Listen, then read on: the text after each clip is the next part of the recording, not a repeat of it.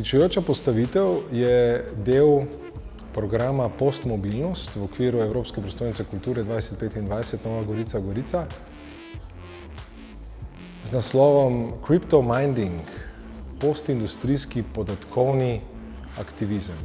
Gre za prvo tovrstno predstavitev projekta, ki prihaja iz Združenih držav Amerike ali natančneje iz določenega teritorija, tam, ki bo izpisan na zaslonu, saj je predolg, da se ga pravilno prebere, ki je prizadet oziroma njihovo tamkajšnje prebivalstvo se je počutilo prizadeto strani kriptokapitalističnih investicij in prevar, ki so to, kar so oni pričakovali, da bo obnova lokalne plinske elektrarne, pripeljali do tega, da je ta plinska elektrarna sicer bila prenovljena za deloma javni denar, vendar pa predvsem poganja kriptotovarno in pri tem prekomerno segreva vodo v bližnjem jezeru, zato ker jo potrebuje za hlajenje, ubija tamkajšnji živelj, floro in fauno, povzroča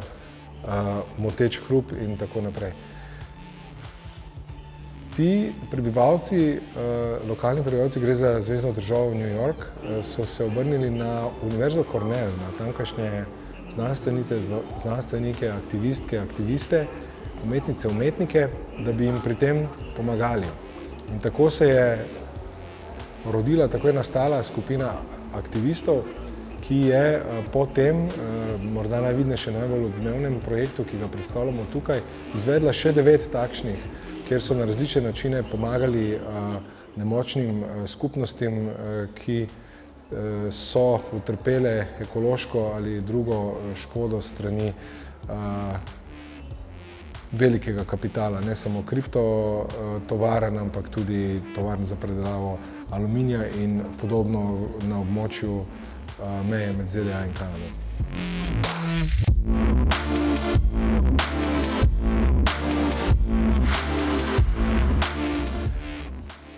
Ta postavitev prikazuje kar nekaj različnih perspektiv, pogledov in elementov njihovega, se pravi, večletnega projekta, ki je na koncu pripeljal do uspešne blokade in odprave tega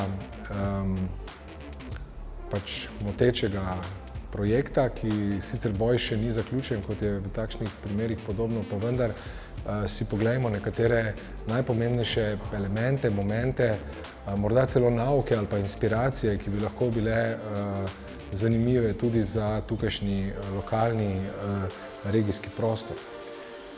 Najprej vidimo že neposredne, se pravi, medijske odzive.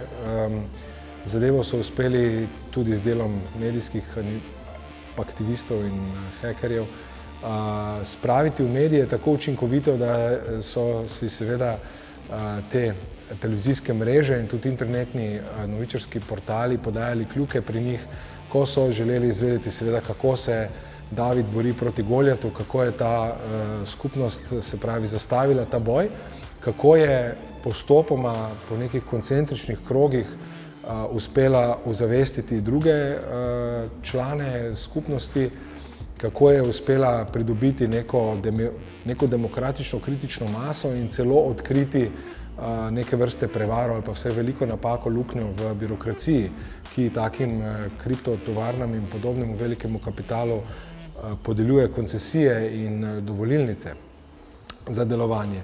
Tu vidimo že kar, bom rekel, eno tako dost zrelo in precej enoglasno odobravanje takega skupnostnega početja, takega aktivizma na eni strani in seveda zelo malo glasnega vsaj proti delovanja z strani velike korporacije oziroma velikih korporacij. Seveda so medijske mreže na strani malega človeka, sploh če tako enoznačno dokaže, da gre za škodo človeku, naravi in tako naprej. In zdaj, kako so to dokazali? To so dokazali z zmesjo dejanskih znanstvenih in informacijsko-tehnoloških pristopov, pa tudi nekaj, bom rekel, umetniškega humorja in aktivistične vznesenosti. Tukaj vidimo GOS. To je GOS v naravni velikosti, ki jo poganjata dva motorja. V njej je modul GPS in je zmožna se sama navigirati po naprej začrtani poti. V zadku ima toplomer, spredaj pa kamero.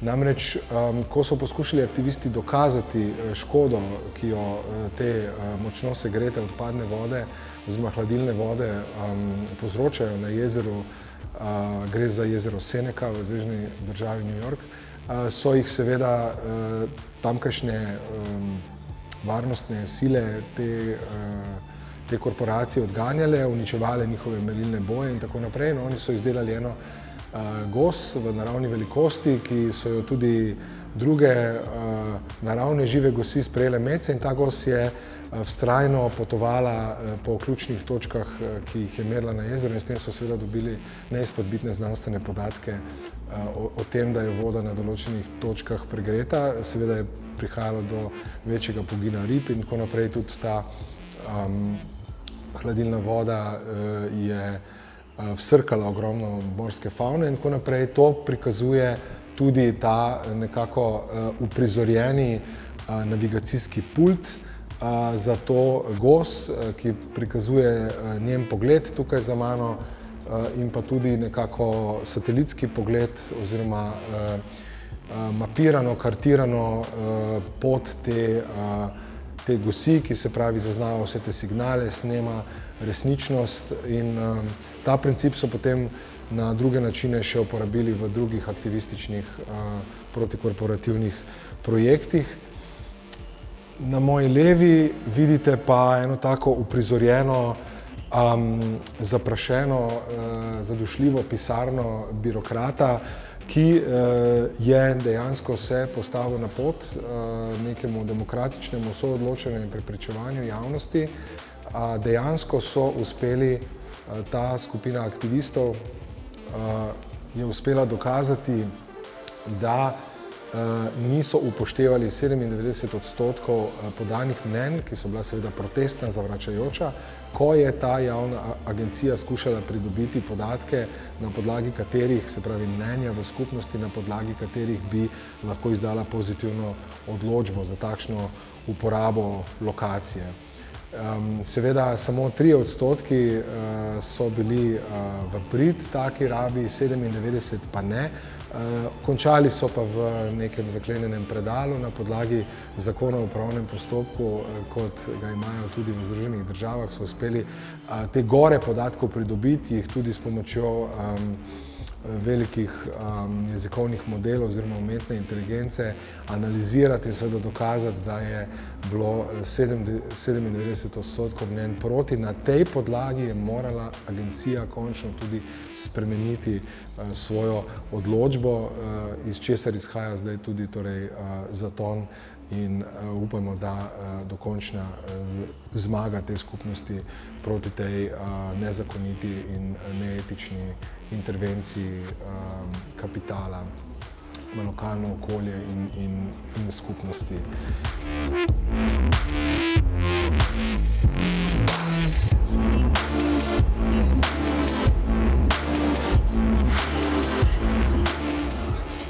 En del predstavitve pa nas predstavi tudi v Novo Gorico.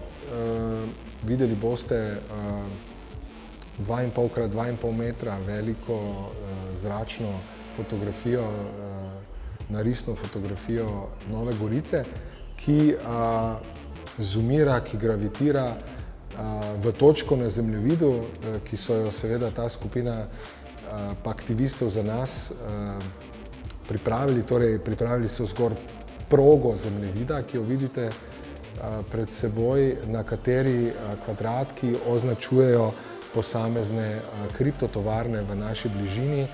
Se pravi, gre za pas, ki gre čez območje Italije, Hrvaške, Slovenije in pa Avstrije. In seveda Nova Gorica se je izkazala kot lokacija, na kateri je vsaj ena precej močna kriptotovarna. O dejanski lokaciji, lastništvu le-te lahko na tem mestu zgolj špekuliramo.